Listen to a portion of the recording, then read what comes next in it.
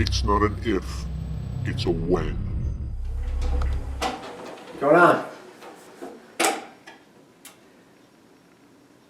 One of the things I always stress, damn near every time I do one of these little videos, I stress aggression.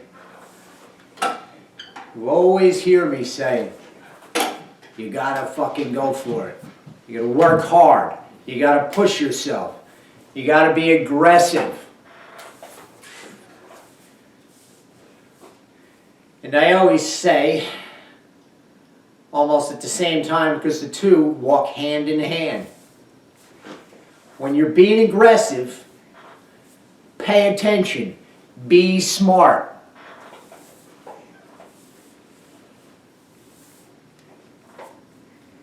Make sure you got your seatbelt on. Make sure you're aware of what's around you. If you're using dumbbells, so you don't drop the shit on your feet. When you hit yourself in the fucking head, don't be me. I've dropped them on my feet. I've hit myself in the head with shit. I've banged my head so many fucking times over the last couple of years. Absolutely fucking ridiculous. That's the aggression. With me hitting my head with things, that's when I'm not paying attention. All right? Really pay attention to what you're doing all the time. I learned a very valuable lesson yesterday. I didn't catch it on video.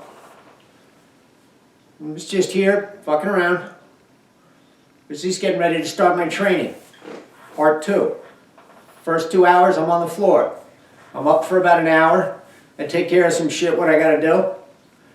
And then I start my training. I was doing some chest pressing and all the rest of that tough guy shit.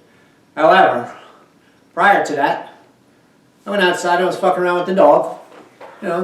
Reaching down, grabbing the ball, throwing it around, fucking around, no big deal. Came inside, grabbed the mail on the way inside, flipped through the shit. And now in mail, you always get just junk mail. Everybody does. Crap.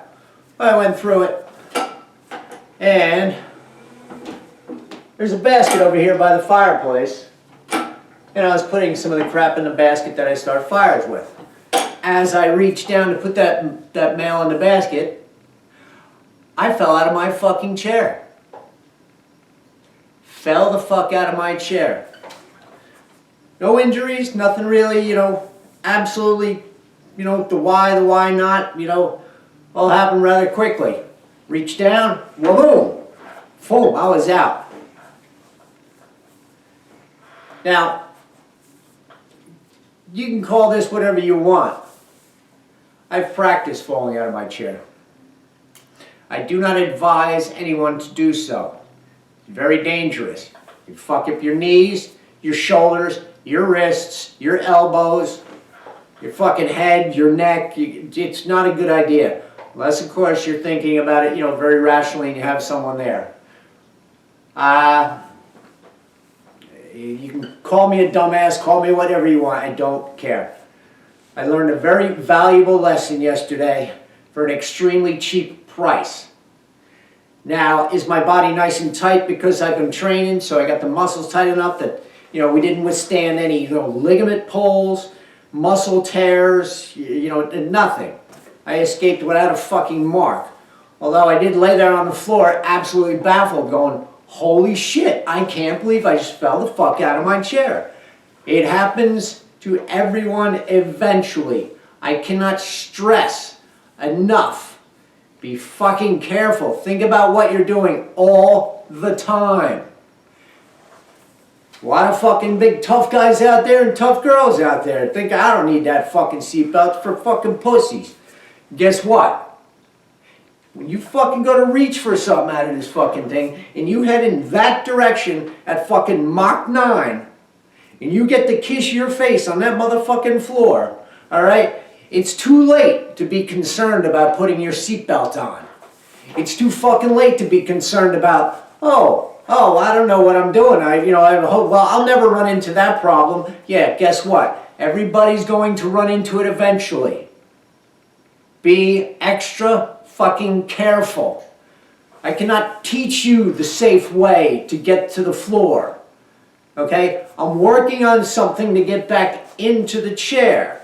Now, I don't know if this is going to be for everyone, but I'm working on it. I'm always working on things constantly. I'm thinking and I'm actually acting things out. I'm going through the motions. I'm doing the exercise. I'm trying to come up with new shit. This is something that blew my fucking mind yesterday.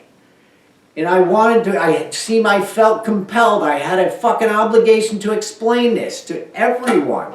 I cannot stress the importance of how careful you have to be at all fucking times. You know, I'm on the floor for about a half a fucking hour going like this.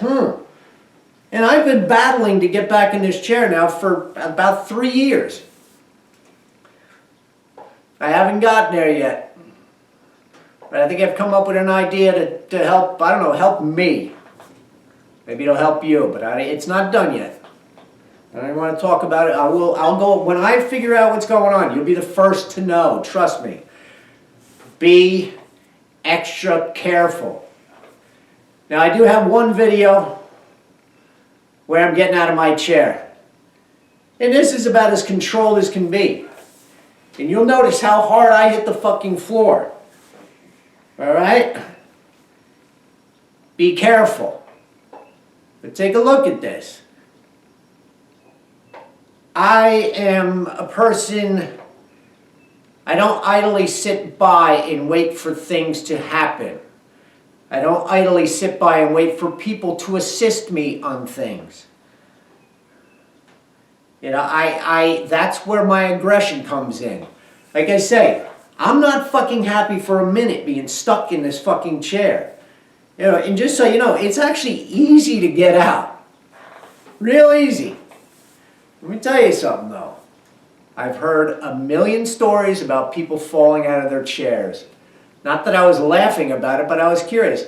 What the fuck? Weren't they paying attention? Obviously they're either not paying attention, they don't have the strength to do whatever it is. That's why I stress, strengthen your body. Be extremely aware of what you're doing all the time. I've had multiple close calls where I've almost fallen out of my chair. But I always grab myself. Yesterday, I knew when I got to this point and I was still going, I knew, you know, a lot of times I've grabbed myself and pulled myself back. This time I decided to find out what the fuck is going to happen. Well, fortunate for me, the only thing that happened was I fell on the floor. No big deal. No repercussions. This time. I'm not looking forward to a next time. Actually, I'd love to say like there will be no next time, but I obviously can't promise that to myself. But I can only stress to you, if you are a fucking quadriplegic and you're stuck in one of these fucking wheelchairs, if you're a paraplegic, if you're a stroke victim, if whatever your fucking gig is, and you're stuck in one of these cocksucking chairs, be careful. Okay? Check this out, man. You'll see exactly what I'm talking about. That floor comes up real fast, even when you expect it. Pay attention.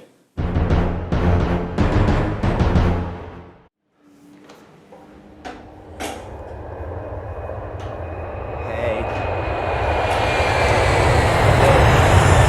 Try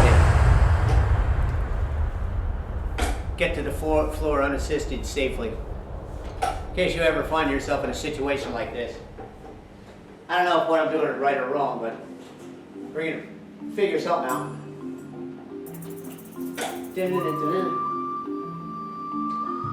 All the way down.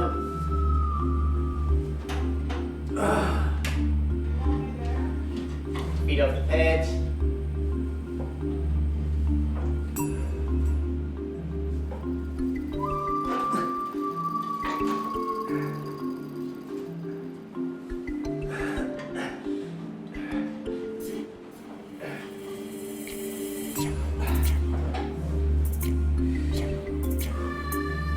Where it gets dicey.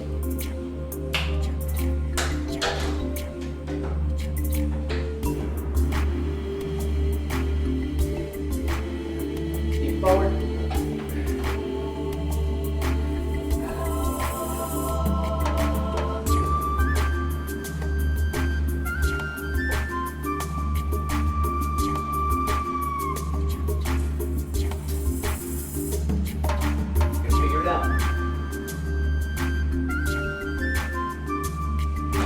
I'm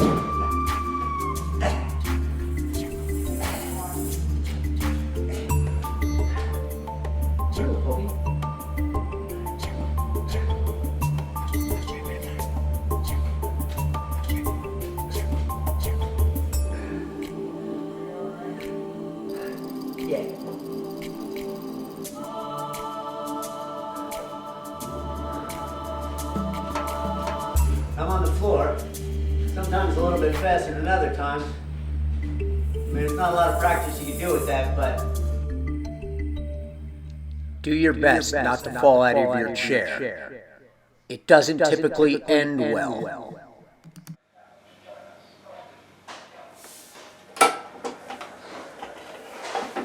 Hey. Just came inside. Absolutely gorgeous out today. Ridiculous. End of February. In Jersey. Would you buy a car and just leave it sitting out in your driveway? Brand new car. You leave it sitting in the driveway. What happens? Well,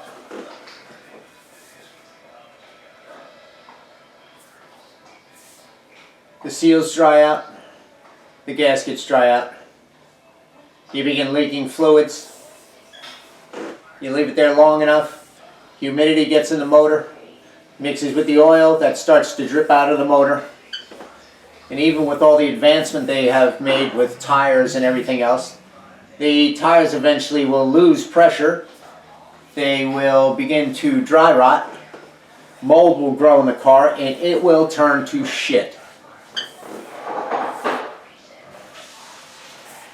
It's a machine, it's meant to be taken out and driven. It's meant to be used. Not meant to just sit idly.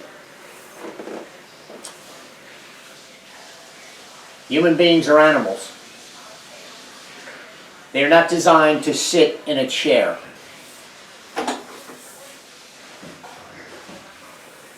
We are not meant to be on the bench.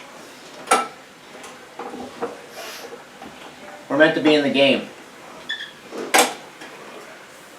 Spinal cord injury takes you out of your game. Very discouraging. Very disappointing. There's a lot of guilt that you have to deal with. There's a lot of different emotions you go through. However, in the chair there's several things that are a problem. Inactivity is a huge problem. Human body, the machine, the animal, is, like I say, is not meant to be idle. It's meant to walk around. It's meant to be fucking with stuff. It's meant to be doing stuff. Being like this. Bed sores. Okay? That is a real issue. Bed sores may seem rather just inconvenient and stuff like that. However, they could lead to infection. An infection could lead to you dying. First thing. Second thing, inactivity.